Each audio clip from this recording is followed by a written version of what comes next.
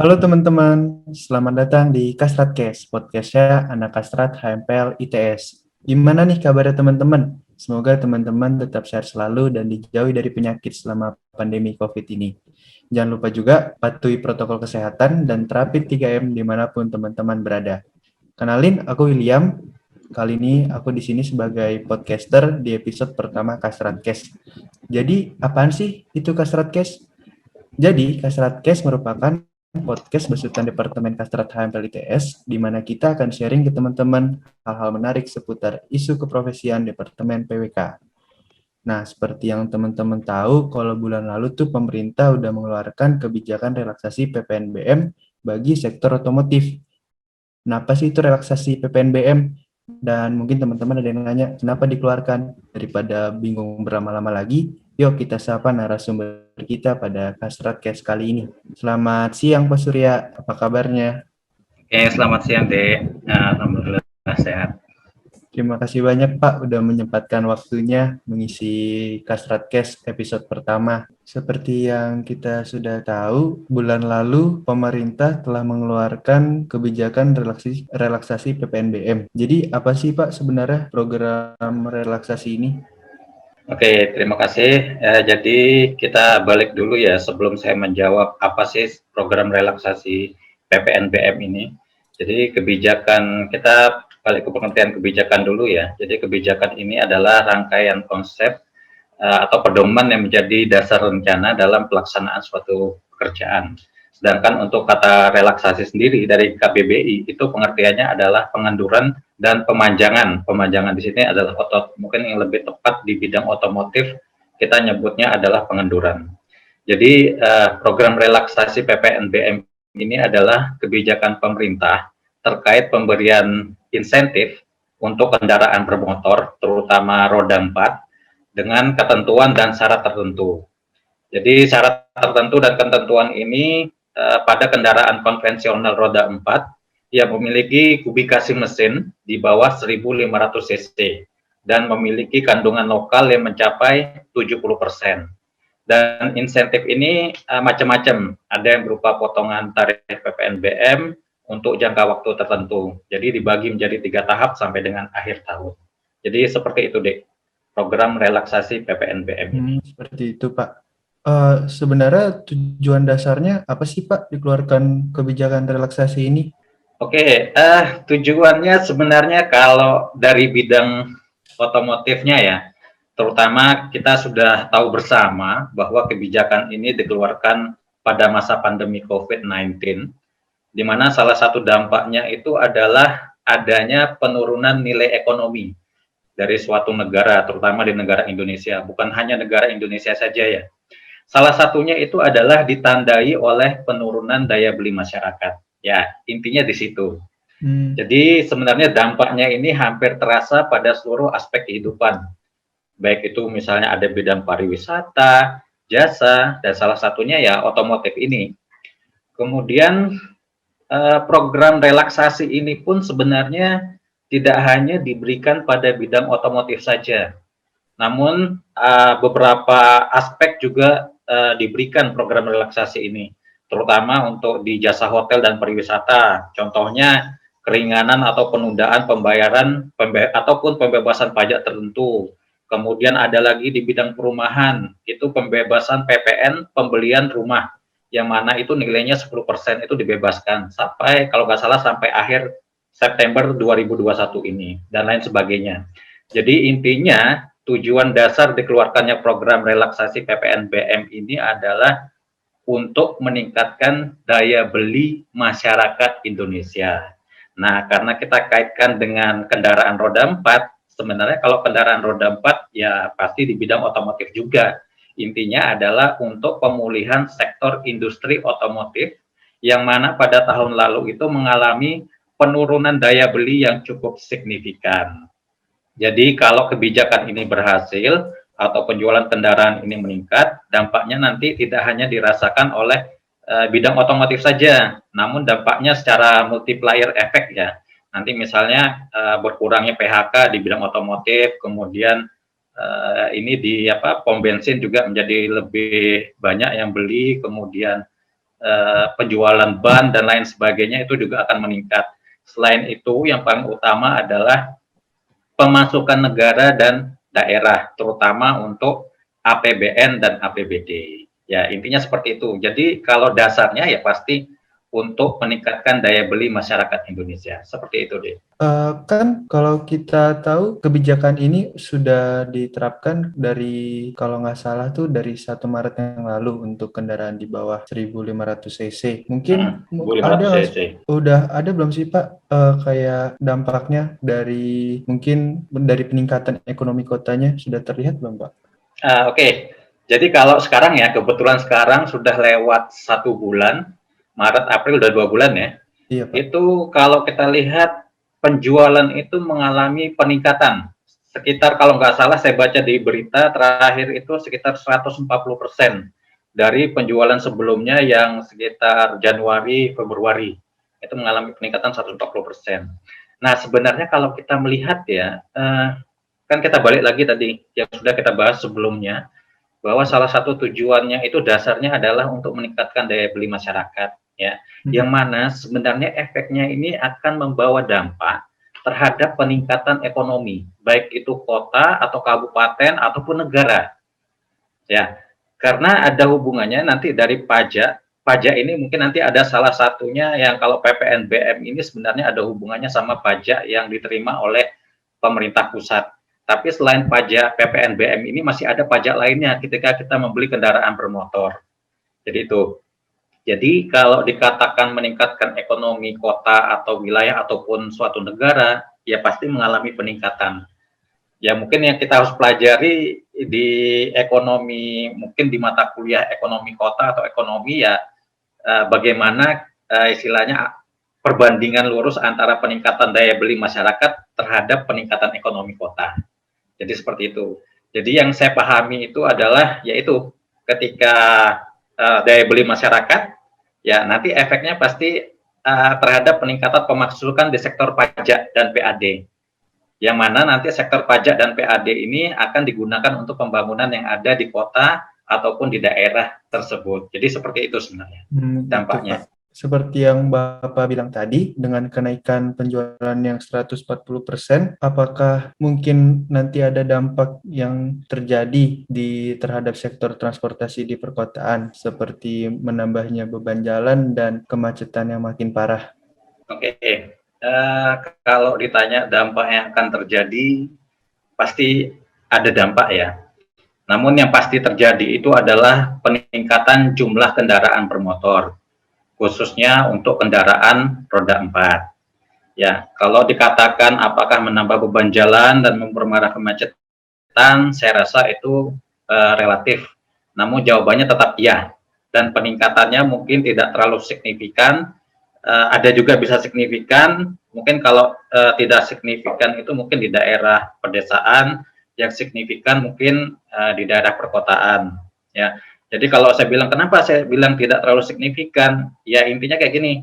Tidak mungkin ketika kita sudah membeli kendaraan bermotor, ketika ada relaksasi ini tiba-tiba bulan depan atau tahun depan langsung terjadi macetan parah.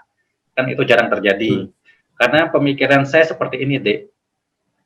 Walaupun ya ini belum ada hasil penelitian, ini opini saya saja ya. Ya, Jadi mungkin yang kita pertanyakan adalah seperti ini. Siapa sih yang menjadi pembeli terbanyak kendaraan bermotor roda 4 ini pada masa adanya relaksasi PPNBM ini? Apakah masyarakat yang sudah mempunyai mobil sebelumnya ataukah masyarakat yang belum mempunyai mobil sebelumnya? Kemudian masyarakat yang beli ini apakah kebanyakan di daerah perkotaan atau pedesaan? Ya, jika misalnya ada lagi pertanyaan, jika masyarakat yang sudah memiliki kendaraan kemudian dia membeli lagi, kan pasti dia juga istilahnya menukarkan kendaraan yang lama, artinya kendaraan yang lama itu dijual. Nah, kendaraan yang lama dijual ini dijual ke siapa?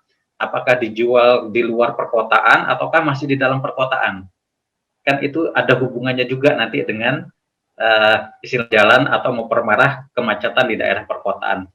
Kan juga tidak mungkin juga ketika ada seseorang itu memiliki 2 kendaraan atau tiga kendaraan, tidak mungkin dibawa secara bersamaan, secara waktu yang sama. Ya kan nggak mungkin, pasti dipilih salah satu menggunakan kendaraan yang mana. Jadi seperti itu deh, relatif kalau saya bilang apakah menambah beban jalan atau memperparah kemacetan, itu relatif, tapi jawabannya tetap iya. Oke Pak, mungkin tadi kita udah bahas dampaknya di bidang ekonomi, lalu di bidang transportasi. Nah, bagaimana dampaknya terhadap lingkungan Pak? Misalnya kondisi udaranya akan bertambah buruk mungkin. Oke, kalau kita berbicara dampak terhadap lingkungan, itu pasti terjadi.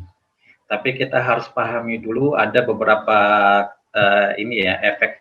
Jadi kalau dibilang kondisi udara itu yang dikeluarkan oleh kendaraan bermotor itu pasti ada. Ya, di sana juga ada berbagai macam jenis polusi udara yang dikeluarkan. Ada yang sifatnya pencemaran udara dan ada yang sifatnya gas rumah kaca. Nah, kalau dari polusi udara sendiri yang dikeluarkan oleh kendaraan bermotor itu bisa berupa gas karbon monoksida, sulfur oksida, nitrogen oksida, timbal, ataupun berupa ini butiran debu atau istilahnya PM10. Ya, jadi macam-macam. Tapi itu semua sebenarnya tergantung dari kita sendiri, ya, yang menggunakan kendaraan bermotor, karena gas-gas polusi udara itu sebenarnya tergantung dari cara kita membawa kendaraan. Sebagai salah satu contoh, kita misalnya kalau kendaraannya sudah memenuhi spesifikasi tinggi untuk penggunaan bahan bakar tertentu, ya kadang kita masih menggunakan spesifikasi bahan bakar yang rendah. Misalnya kalau kompresi mesin 11:1 kan seharusnya pakai paling tidak Pertamax lah, atau yang RON-nya 92 ataupun 95 yang lebih tinggi. Nah, kadang kita masih menggunakan RON yang bahan bakar RON yang rendah, misalnya 90 ataupun 88. Nah, itu salah satu ini ya, salah satu yang menyebabkan terjadinya polusi udara. Kalau kita menggunakan spesifikasi kendaraan yang sesuai dengan bahan bakar, ya pasti jumlah polusi yang dikeluarkan itu juga minim atau sedikit. Kemudian biasanya juga ya di kendaraan bermotor itu pasti tiap dia mengeluarkan kendaraan terbaru, pasti itu sudah diikuti dengan penerapan teknologi, terutama salah satunya teknologi dalam merekayasa polusi udara. Itu salah satunya adalah penggunaan katalis converter yang berada pada knalpot kendaraan, ya. Jadi intinya semakin baru kendaraan keluaran itu terbaru, itu biasanya selalu diimbangi dengan teknologi yang terbaru. Ya itu tadi, Dek. Jadi kita juga harus melihat selain yang dari teknologi tadi, kita harus juga melihat apakah penggunaan kendaraan bermotor ini bertambahnya di daerah perkotaan ataukah di daerah pedesaan. Jika di daerah perkotaan, ya perlu juga diimbangi dengan kebijakan yang terkait mungkin dengan kebijakan lingkungan atau yang mendukung kebijakan lingkungan. Misalnya perubahan kendaraan konvensional atau berbahan bakar bensin menjadi kendaraan berbasis listrik, ataupun penggunaan transportasi massal yang mungkin juga bisa berbasis kendaraan listrik. Jadi seperti itu deh. Begitu Pak. Lalu Pak, menurut Bapak program ini sudah tepat belum sih Pak dikeluarkan di tengah kondisi pandemi ini yang mengingat adanya pembatasan mobilitas bagi masyarakat kayak PSBB, PPKM Mikro, dan sebagainya Pak? Kalau ditanya apakah program ini sudah tepat atau belum, kalau opini saya pribadi saya akan menjawab dua-duanya, yaitu tepat dan belum tepat atau tidak tepat. Saya akan menjawab alasannya kenapa dikatakan tepat, karena saya balik lagi ke jawaban saya sebelumnya, bahwa tujuan dari program ini adalah untuk meningkatkan daya beli masyarakat. Toh juga penerapan relaksasi sebelumnya, ini kan tidak hanya dilakukan pada sektor otomotif saja ya, jadi hampir beberapa sektor, sebagian sektor itu sudah merasakan program relaksasi dari pemerintah. Namun di antaranya ada yang bisa bertahan, ada yang tidak bisa, ada yang berhasil, dan ada yang belum berhasil. Nah, bagusnya di sektor otomotif ini bisa dikatakan cukup berhasil. Karena dilihat dari jawaban yang sudah saya sampaikan tadi, itu dari adanya kebijakan ini sudah berhasil meningkatkan penjualan kendaraan roda 4 itu sebesar 140% dari penjualan sebelumnya. Sedangkan jawaban saya kenapa tidak tepat atau belum tepat ini karena tidak sejalan dengan program pemerintah, yaitu tentang percepatan kendaraan bermotor listrik. Ya, itu kalau tidak salah Perpres nomor 55 tahun 2019, di mana salah satu programnya itu adalah 2025 itu Indonesia sudah harus menerapkan program kendaraan listrik. Namun jika program ini tidak diimbangi dengan infrastruktur yang bagus ataupun masih menjual kendaraan yang masih berbahan bakar bensin, kan artinya tidak sejalan juga. Ya, kalau misalnya membuat program kendaraan listrik juga tidak diimbangi dengan infrastruktur yang bagus, terutama pada sumber pembangkit listriknya. Karena kita tahu kan, saat ini pembangkit listrik kita masih menggunakan pembangkit tenaga batu bara sama minyak bumi. Jadi kalau kita menggunakan kendaraan listrik ya juga sama aja, masih menyebabkan polusi udara atau permasalahan lingkungan. Jadi sama saja mau menggunakan kendaraan listrik sekarang atau menggunakan kendaraan konvensional sekarang sama-sama masih membawa dampak yang buruk bagi lingkungan karena sumber listriknya pun dari sumber pembangkit itu masih menggunakan sumber batu bara dan minyak bumi. Nah, kalau dikaitkan kebijakan ini dengan pembatasan mobilitas masyarakat ya di masa pandemi ini, sebenarnya kurang tepat kita katakan atau mengaitkan antara pembatasan mobilitas dengan kebijakan PPNBM. Kenapa? Karena balik lagi ke jawaban sebelumnya, program ini kan untuk meningkatkan daya beli masyarakat.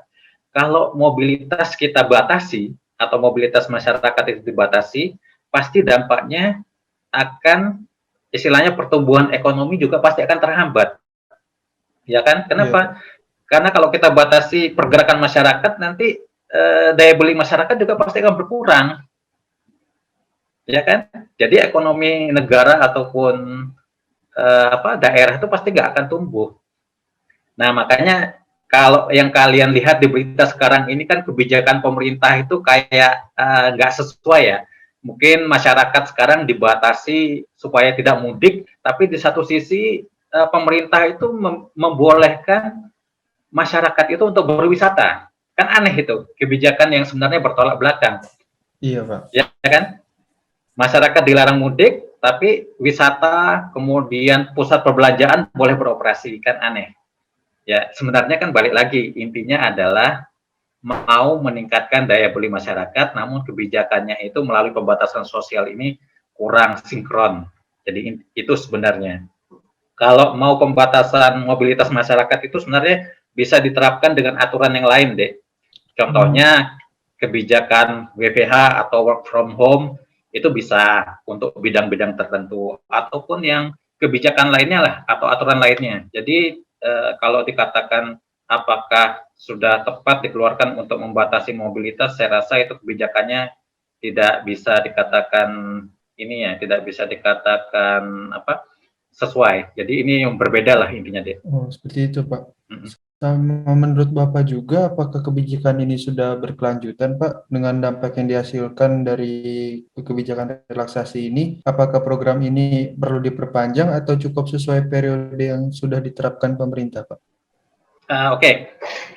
Kalau saya lihat mungkin kita tidak hanya jangan melihat ke bidang otomotif saja ya.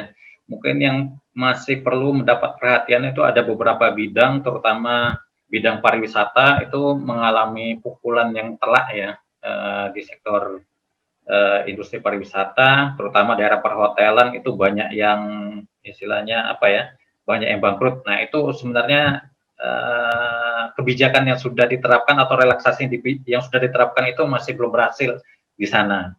Nah kalau kita hanya fokus ke otomotif saja, saya rasa itu tidak tepat.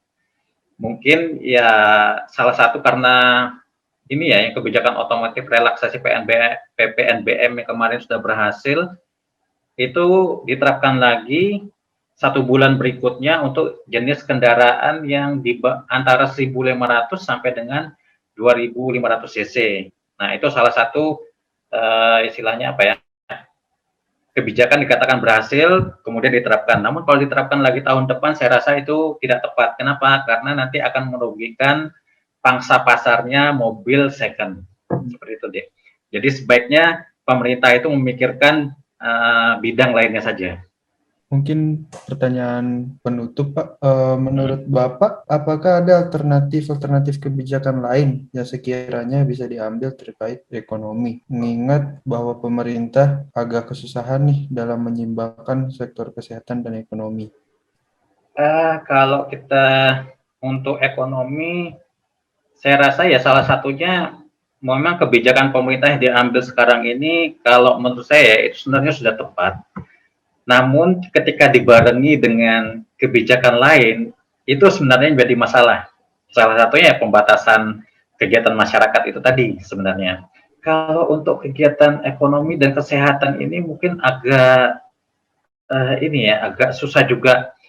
Karena kalau kita bolehkan masyarakat berwisata, intinya untuk meningkatkan daya beli masyarakat lah, menuju ke mall pasti akan berkumpul, ke tempat wisata pasti akan berkumpul. Nanti ketika berkumpul, istilahnya bisa berpotensi menimbulkan efek pandemi, apa istilahnya efek timbulnya penyakit inilah pandemi atau COVID-19 itu akan semakin meluas. Nah itu agak-agak susah juga. Mungkin untuk membatasinya ya perlu ini kebijakan melalui penerapan ini ya pembelanjaan online atau apalah. Namun kan ada beberapa mungkin yang tidak bisa diterapkan lewat pembelanjaan online ya atau marketplace seperti misalnya pakaian itu kan nggak bisa kita hanya melihat dari foto saja, tapi kita harus merasakan kualitasnya bagaimana dengan cara melihat secara langsung. Tapi kalau untuk jenis barang tertentu, misalnya barang elektronik, itu pasti sudah bisa, walaupun mau beli online atau offline itu sebenarnya sama saja. Jadi kalau menurut saya ya itu agak susah juga deh.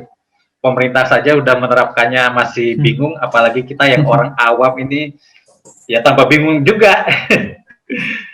Ya sih Pak. Mungkin akhir kata terima kasih banyak nih buat Pak Surya yang udah mau meluangkan waktunya buat ngisi Kasratkes episode pertama ini, udah ngasih insight-insight baru soal kebijakan PPNBM ini. Dan juga buat teman-teman yang udah dengerin kita dari awal. Jadi kalau teman-teman punya tema atau topik yang menarik gitu, bisalah di-drop di message saja lewat sosmed HMPL, lewat IG, mungkin Twitter, dan lain-lain. Dan juga kalau teman-teman merasa konten ini bermanfaat, boleh banget teman-teman bagiin ke keluarga, saudara, sampai teman tongkrongannya. Terima kasih banyak, sampai jumpa di Kastratcast episode berikutnya.